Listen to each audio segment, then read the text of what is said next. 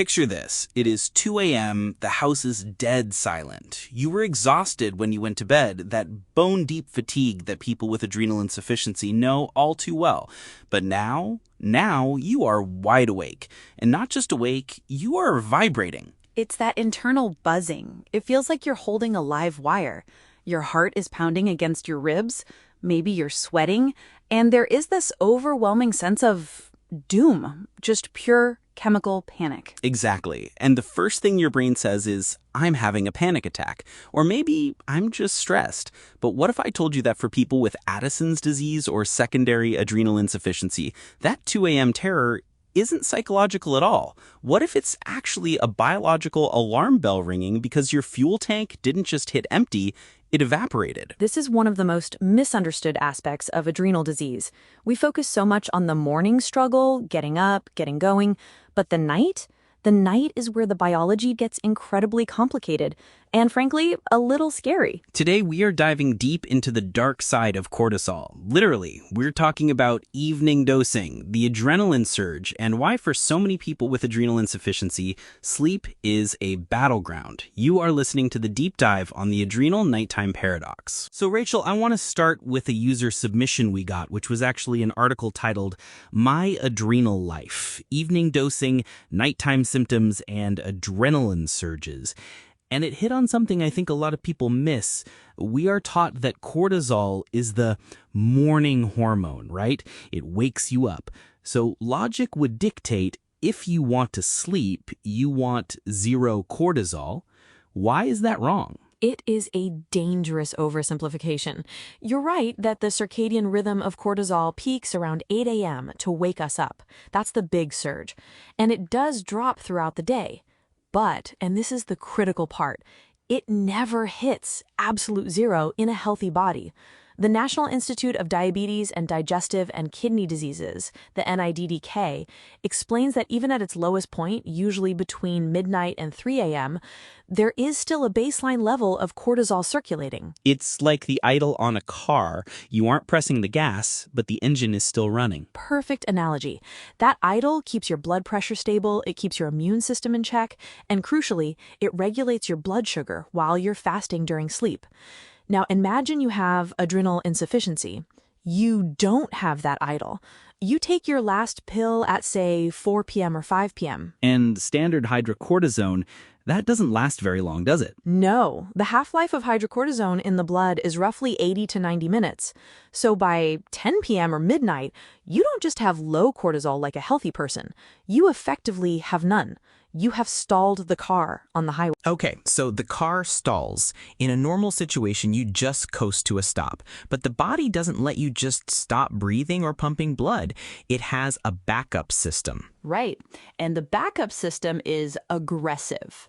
When the body detects that cortisol is gone and consequently blood pressure or blood sugar is dropping, it panics. It thinks you are dying.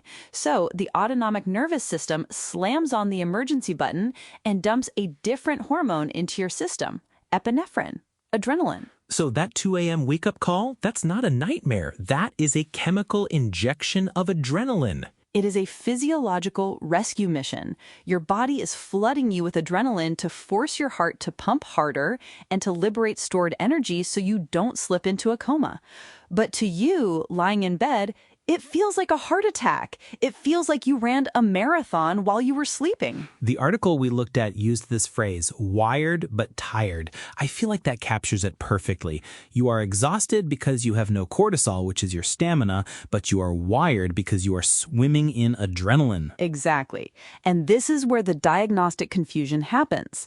If you go to a doctor and say, I wake up at 2 a.m. with my heart racing, sweating, feeling impending doom, what do they say? They say, take an antidepressant, you have anxiety. Precisely. But in adrenal insufficiency, this is not a primary anxiety disorder. It is a biological signal of low cortisol. A study published in the Journal of Clinical Endocrinology and Metabolism actually highlighted this disconnect, that quality of life in adrenal patients is often compromised specifically by these sleep disturbances that are misdiagnosed as psychological. I want to drill down on the blood sugar aspect you mentioned earlier, because I think that's a hidden mechanic here.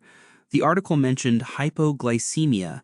How does low cortisol lead to low blood sugar at night? Cortisol is a glucocorticoid. The name literally comes from glucose plus cortex. One of its main jobs is gluconeogenesis, telling the liver to release stored sugar into the blood when you aren't eating. When you sleep, you are fasting for 8 hours. A healthy body drips cortisol to keep sugar stable. Without cortisol, your blood sugar starts to crash.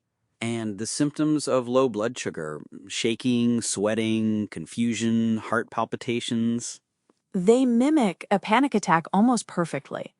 We've seen data from the Mayo Clinic indicating that hypoglycemia is a frequent complication in treated Addison's disease, specifically overnight. So you have this double whammy.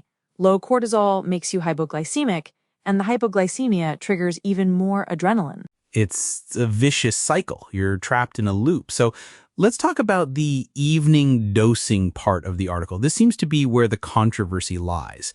Standard advice for years was, don't take steroids at night, you won't sleep. That was the dogma. The fear was that cortisol is stimulating, so taking it at 8 p.m. would cause insomnia. And for a healthy person, taking 20 milligrams of hydrocortisone at night would absolutely keep them awake. But we aren't talking about healthy people. Right, we're talking about people running on empty. So for them, does the cortisol actually help them sleep? For many, yes, and it's counterintuitive. If your insomnia is caused by an adrenaline surge because your cortisol is too low, then adding a small amount of cortisol, just enough to restore that idle we talked about, can actually turn off the adrenaline alarm.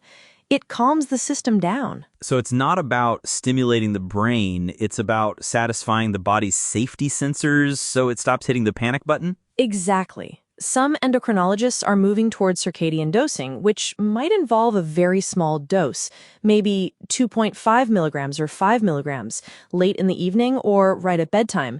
There's also research into modified release hydrocortisone. Modified release, that's the technology that tries to mimic the curve, right?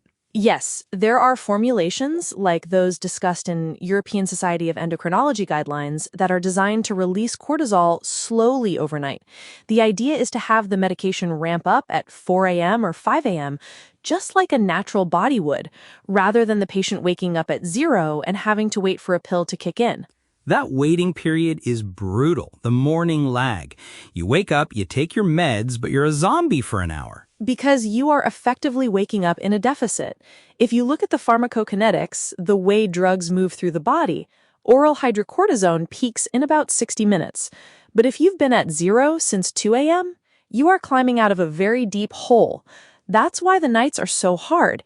It's not just the sleep you lose, it's the metabolic debt you start the next day with. I want to circle back to something the article said. You are not imagining it. That felt like the emotional core of this piece. Why is that validation so necessary in this community? Because the symptoms of low cortisol are invisible to everyone else. You don't look like you have a broken leg. You look fine, maybe just tired. But internally, your physiology is chaotic. When a doctor tells a patient, your labs look fine, this is just stress, it's gaslighting. It denies the biological reality that their body is fighting for homeostasis every single night. It reminds me of the history of Addison's disease. Before we had synthesized cortisol in the late 1940s, this was a fatal diagnosis. Now it's the chronic condition. But I feel like we're still in the survival phase of treatment rather than the thriving phase. That is a brilliant way to put it. The current standard of care keeps people alive. It prevents adrenal crisis. But does it give them a restful night's sleep? Does it prevent that 3 a.m. adrenaline terror? For many, no. The nuance of mimicking that overnight baseline is the next frontier in endocrinology care. So if I'm listening to this and I have adrenal insufficiency, or I love someone who does, and I'm nodding along saying, yes, that's me, I'm vibrating at 3 a.m., what is the move? We obviously can't give medical advice, but what questions should they be asking? The first step is data. Track the symptoms. Don't just say, I sleep poorly. Write down, woke at 2:30 a.m., heart rate 110, felt nauseous, ate a cracker and felt better. That specific detail helps an endocrinologist distinguish between simple insomnia and a cortisol crash. Because if eating a cracker helps, that points to blood sugar, which points to the cortisol gap. Exactly. It gives the doctor a clue to look at the dosing schedule. Maybe the afternoon dose needs to be pushed later. Maybe a bedtime dose is appropriate. Maybe they need to look at longer-acting glucocorticoids like prednisone or modified-release hydrocortisone, though those come with their own sets of pros and cons. And it's worth noting, the article mentioned nausea. That's a symptom I think people ignore or think is food poisoning. But nausea is a classic low cortisol sign, isn't it? It is one of the cardinal signs. In fact, in an adrenal crisis, vomiting is often the tipping point. But in these mild, nightly crashes, it might just manifest as a low-level queasiness or a lack of appetite in the morning. If you wake up nauseous, that is a red flag that your overnight coverage was insufficient. It's amazing how interconnected this all is. We treat hormones like they are in silos. Here's your thyroid pill, here's your cortisol pill, but cortisol is the conductor of the orchestra. If the conductor walks off stage at midnight, the music doesn't just stop, it turns into noise. And that noise is the adrenaline. That's the percussion section going rogue because nobody is telling them to keep it down. The goal of better dosing is to keep the conductor on the podium 24/7. I really appreciate how this article framed the internal tremors, that feeling of buzzing. I've read accounts from patients who say they can hold their hand out and it's steady, but they feel like they are shaking. That is a hallmark sensation. It's likely related to the sympathetic nervous system overdrive. The adrenaline is firing up the nerves, preparing muscles for action that isn't happening. It's a sensory hallucination caused by chemical imbalance, and it's terrifying if you don't know what it is.